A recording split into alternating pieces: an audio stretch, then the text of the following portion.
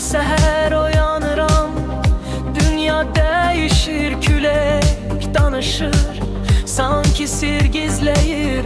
Bəzən düşürəm, bəzən qalxıram.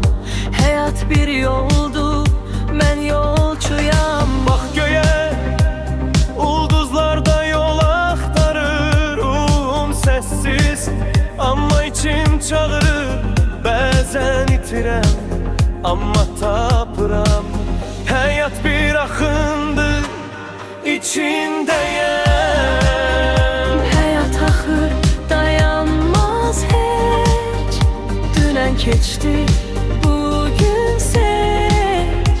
Sən gülümsə, səsinlə işıq saç. Həyat gözəldir, yaşamaq üçün bax. Həyat axır, dayanmaz heç. Dünən keçdi, bugün seç.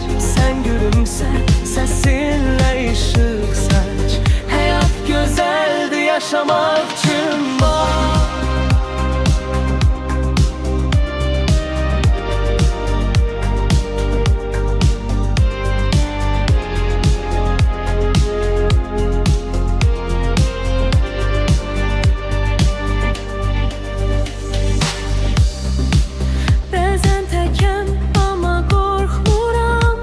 Çünki bilirəm, içimdə nur var.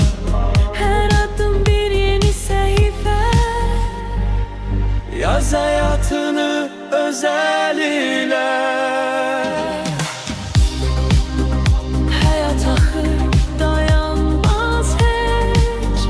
Dünən keçdi, Bugün seç. sən gülümsə, səsinlə işıq saç.